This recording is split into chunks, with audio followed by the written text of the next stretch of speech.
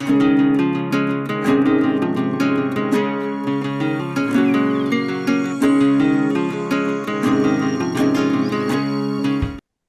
everybody. I'm Bonnie Squires. I'm the host of Bonnie's Beat on Mainline TV, and I'd like to showcase people who are doing important things in the community, whether it's academia or the arts or culture or a nonprofit, whatever. But today I have a special guest, Jayne Perilstein, although I'll probably call her Janie because I've known her long enough that it was always Janie. And Jayne Perilstein is the Executive Development Director of the Shoah Foundation. We'll get into what the Shoah Foundation is. Hi, Janie. Hi, how are you, Bonnie? Good to see you. To see you too. And I assume that being the Executive Development Director for something as important as the Shoah Foundation is a full-time position. Am I right? Correct. I've been with the Shoah Foundation for close to 12 years full-time. Oh, is it that? I didn't realize it was that. Yeah. Yes. Wow. Okay. Why don't you explain what the Shoah Foundation is? And it's connected now with the University of Southern California. Perfect. Thank you. Thank you again for the opportunity. So the Shoah Foundation was started almost 30 years ago by Steven Spielberg after the filming of Schindler's List. And at the time when he was making the movie, he realized that there were many survivors who had never talked, who had never given their story, who started to come out of the woodwork as a result of the movie and the popularity of the movie. So he decided to establish the Shoah Foundation and set a goal at the time to collect 50,000 interviews of Holocaust survivors and witnesses and liberators. And he broadcasted this information all over the world, and in a period of about 3 or 4 years, ended up collecting 52,000 interviews. And how it worked was that volunteers were trained throughout the world. We had an office here in Philadelphia, and they went into survivors' homes. And basically, there were no rules other than the fact that the survivor was asked to talk about their life before, during, and after the Holocaust. At the time, the average length of the testimony was 2.5 hours long, and many of these survivors had never talked. So this was the first time that even their families were hearing their stories.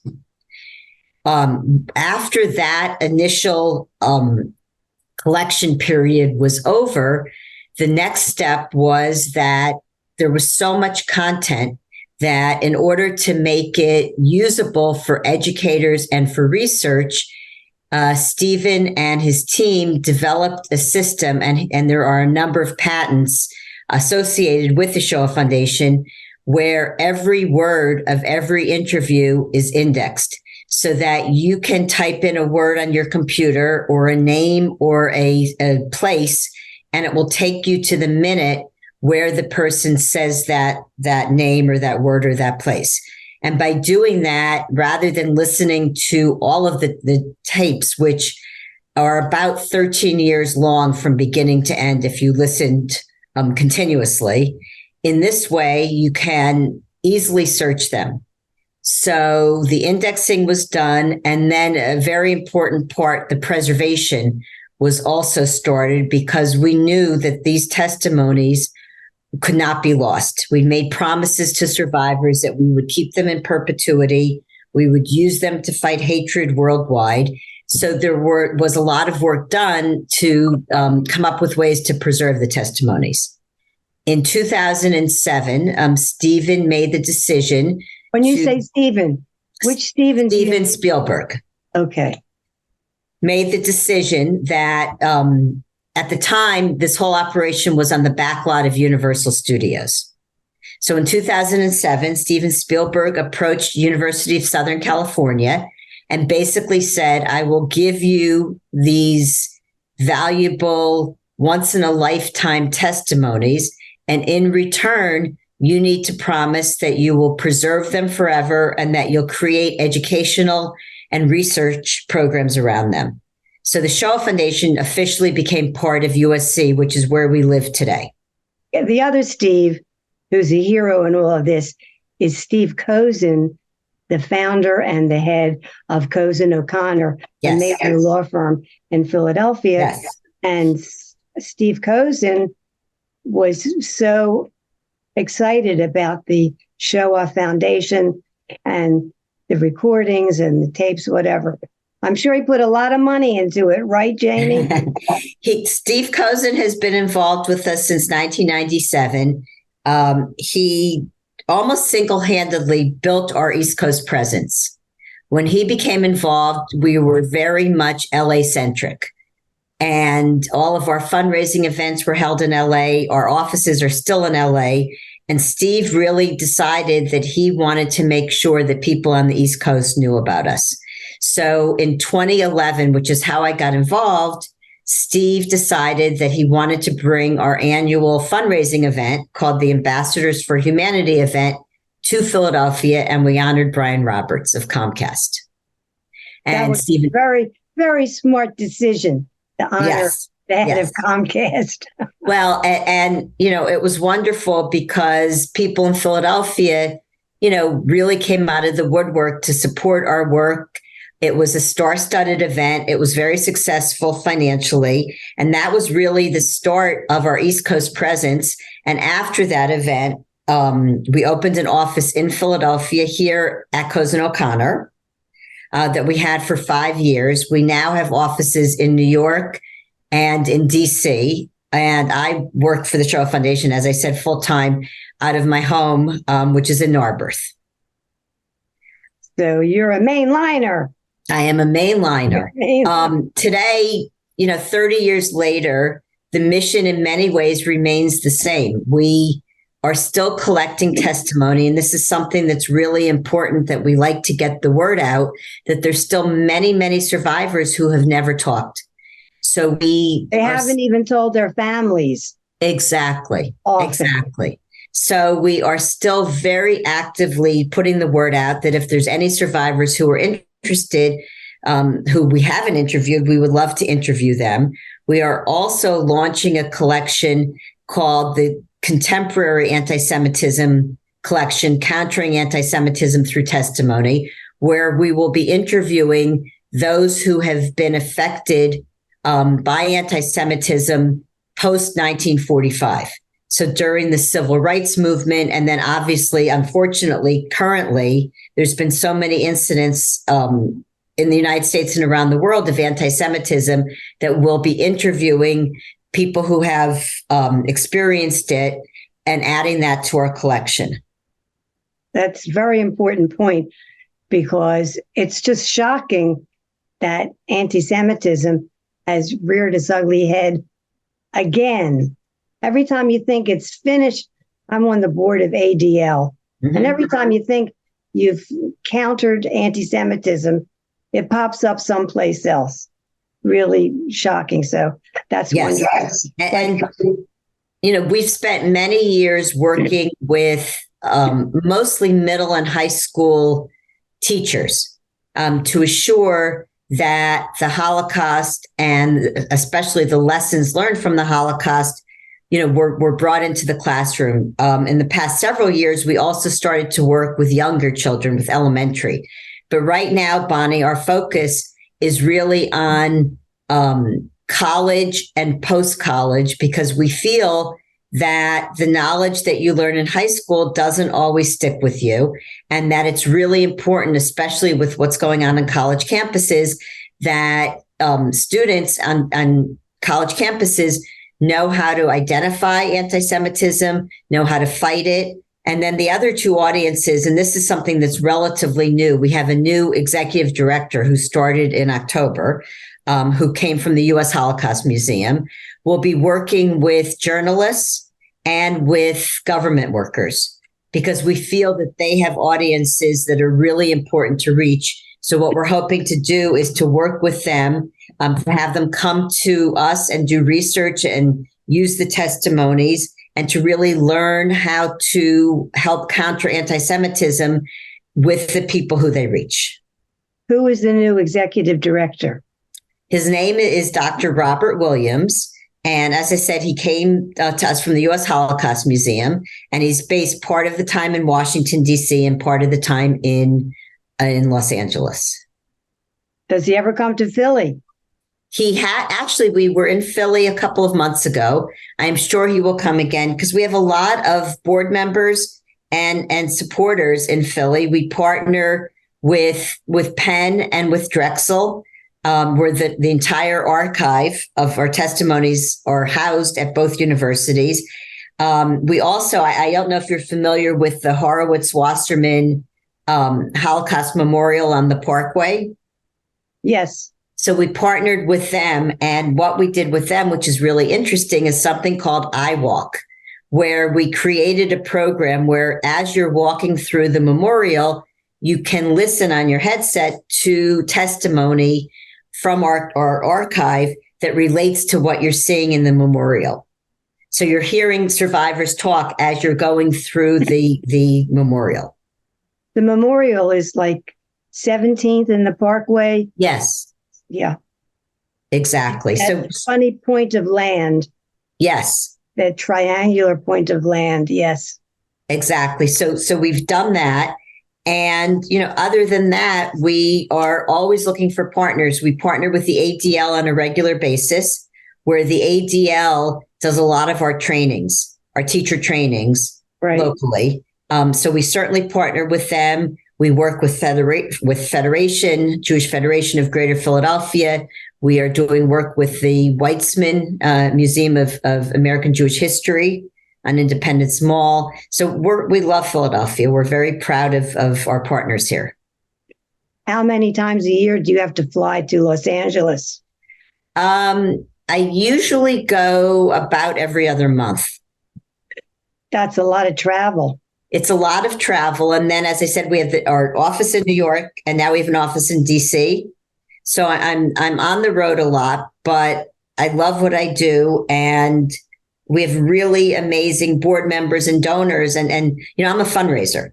So my role is to really stay in touch with those who are supporting us and to look for new donors all the time. So wherever there's somebody interested in supporting us is where I go. The reason that I was always interested in the activities of the Shoah Foundation was because when I was at Penn, I used to go once a week to the Hillel Foundation and have lunch, bring a lunch in a bag. And I studied with the late Dr. William Glicksman, who had been a survivor of the Warsaw Ghetto. He lost his first family, his first wife and his first son to in a concentration camp. But the day that they took everybody in Dr. Glicksman's barracks out and killed them, they had him somewhere and they were torturing him. They thought he might give them some information. He didn't have any information to give them, but they beat him, they tortured him. And when he came back, the barracks was empty. He was the only one that survived that. Anyway, but then when he came to America, he became the principal of the folk shul in Overbrook Park. And my synagogue, your synagogue, Har Zion Temple, hired him to teach courses on the Holocaust and what happened in Europe. I took, his course for years at Har Zion and became very close to Dr. Glicksman for the rest of his life. And it took years for him to be able to tell us what actually happened to him, in the Warsaw Ghetto and in Auschwitz. But the amazing thing was, he said, picture people on a train going through the Narberth train station. And they see all these people in the snow without proper clothing, without shoes. And he said everybody knew what was happening, but they turned away. So he was, and he wrote a lot of books about the Holocaust. And, he really cemented my understanding of what happened in Europe during World War II. Yeah. Because a lot of people didn't know. A lot of people still don't know. Right. Or don't believe. Exactly. And, for us, it's really upsetting because we're losing survivors daily. Right. And, just like you're talking about, there's nothing that can replace the experience of knowing a survivor and hearing their stories. But as survivors are passing, obviously we have the testimonies that we use. The other thing that we're doing, Bonnie, that I wanted to tell you about, because I think it's really interesting. We are involved in the first ever national organization of grandchildren and great-grandchildren of survivors. And it's called Living Links, and it hasn't even officially launched. So you're getting early news about this, but there are 11 chapters currently around the country, including one here in Philadelphia. It's called 3G Philadelphia, 3G meaning third generation. And what we're doing, we're working with this organization called Living Links, and they are coming in under the Shoah Foundation. And what we're doing is joining all these chapters together and hoping to establish new chapters with really the primary purpose of training the grandchildren to tell their grandparents' stories in schools. So Wonderful. That in that way, we'll have that next generation, many of whom didn't know their grandparents, who can go into schools, and then hopefully the generation after that. We estimate, which is astonishing to me when I heard it, there's about 1 million grandchildren of survivors in the U.S. alone. Wow. So, and who knows how many are worldwide. And now there's great-grandchildren who some are in their teens and 20s. But for us, it's really a demographic that we're focusing on, because we know that if this generation isn't motivated and inspired to keep the stories alive, that the stories will just become, history, and nobody will talk about it. And it's called 3G? The organization is called Living Links. Living Links. Right. Living Links. And it's locally, the local organization is called 3G Philadelphia. 3G Philadelphia. But nationally, it's called Living Links. It always makes me feel better when I learn that despite the Nazis' intention and great effort to wipe out the whole Jewish community, there were survivors. Mm-hmm. And I've met a number of survivors in my lifetime. But Dr. Glicksman had the biggest impression on me. Yeah, he was just an intellectual giant. He really was. And he had a second family here, and his son is still very active. So yeah, it's amazing to me, the stories of resilience. So like when you watch the testimonies and you watch the last, 20-25%, where the survivors are talking about their life after the war, and you'll hear stories where, they lost their parents, their siblings, often, their wives, their children, if they had that. And somehow they pulled themselves back together and came to a foreign country, wherever that was, where they often didn't speak the language, started new families, and somehow, lived a relatively happy life, as happy as it could be, but really overcame so many obstacles that it's pretty incredible to me how resilient the survivors were, because you would think, they would just put their head under the covers and that would be it. Spielberg did a remarkable thing at the end of Schindler's List, having real Holocaust survivors talk and showing them, remembering their relatives in Israel. That was so powerful. Spielberg is a remarkable person. And Schindler's List was, as many times as I've seen it, it's upsetting every single time. Yeah. And when you realize that the Nazis for fun would shoot and kill people just for entertainment, as if they were skeet shooting. It's just, I was thinking in getting ready for the interview today, I was thinking about an interview I had heard years ago. Mendele was a physician, but what he did was to experiment on real human beings without their permission. And I remember one story that he would break the bones of a child's legs, not do anything to help that child, and see how long it took to heal. And then he'd break the legs again and see if they would heal again. I don't know why that story popped into my mind getting ready for today. Yeah, I mean, there's horrible stories, and what's upsetting to us is that we're seeing it all over again. So even though it's somewhat related to what we do, but it's important, we are hoping to go into Ukraine to take testimony. And the reason we're doing it for a couple of reasons. One is because there are Holocaust survivors who are still living there. And we want to make sure that after hopefully this terrible war is over, that the memories of the Holocaust still remain there. But we're also hoping to go in so that our testimonies can be used in war crime trials. Wow. Because our testimonies and our methodology is really well respected. And we really want to hear firsthand from the survivors in Ukraine, because just like you're talking about these horrible things that happened during the Holocaust, there's all sorts of horrible things that are happening in Ukraine.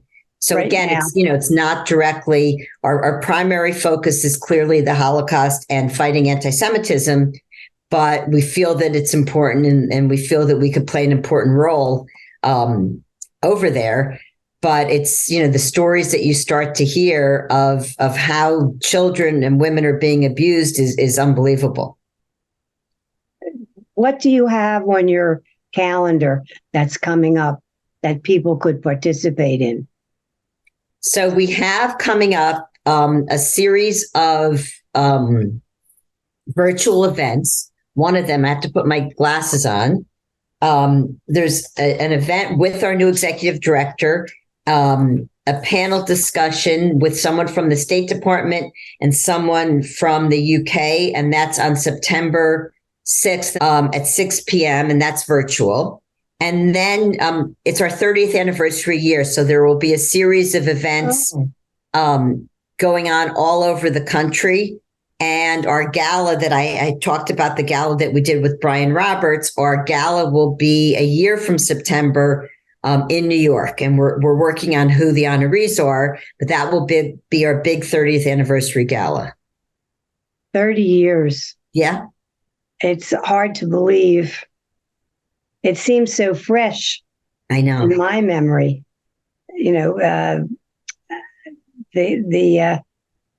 The first time I heard about the Shoah Foundation. Explain what the word Shoah means. So Shoah really means Holocaust. Right. And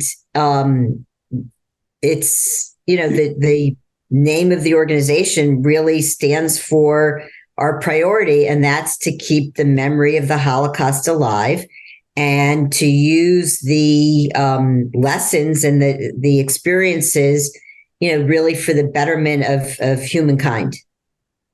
What's your reaction when every once in a while someone who's running for office in America denies that the Holocaust ever happened?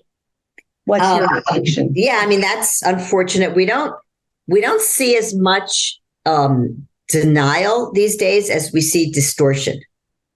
So, there's been so much work done and so much published in movies and whatnot, speeches and information about the Holocaust, that we're not seeing so much denial, but there's distortion all the time. And that's part of what we fight every day, and that's why with the testimonies, it's hard to dispute when we now have over 56,000 testimonies. When you have over 56,000 people, talking about what they experienced, and you hear similar stories, through many testimonies, across many testimonies, it's really hard to dispute. But, that's what we work on every day, is to fight those who are trying to distort or make light, I guess you would say, of what happened.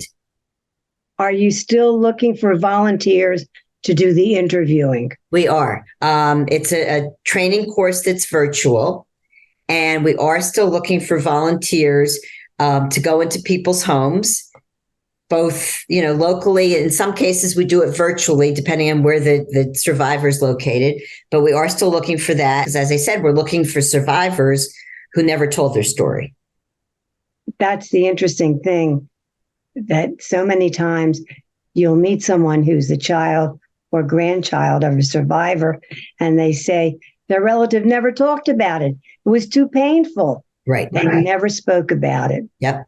So they had no clue. But the whole, I don't even know what to call it, the whole body of work that the Shoah Foundation has collected. How many thousands of testimonies? Over 56,000. 56,000. It's just absolutely amazing.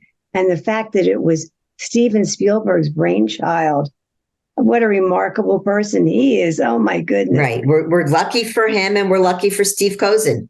Locally, Steve Kozin, who was our board chair for 4 years and now is a lifetime board member. We couldn't have done what we did on the East Coast without him. So we're really lucky to have him. Yeah, he's very philanthropic. He and his wife, Sandy, the two of them, They're are wonderful. A good team. I assume you've met Spielberg several times. I have. I've been fortunate. I can't say we're buddies, but I have met him. I love the Fabelmans, the movie that he did about his life. Was very interesting. Yeah, and true. Yeah, true. He was like attached to the camera from an early age. Yeah, he is brilliant. Amazing.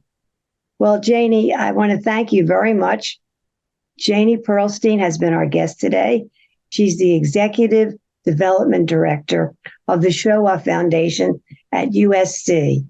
And she's been doing it for how many years now? 12 years. 12 years. And we're coming up in a couple of years on the 30th anniversary of the Shoah Foundation. It will start actually in September and run for about 15 months. Fantastic. Well, thank you very much. My pleasure. This has been Jayne Perilstein, or Janie, as I like to call her.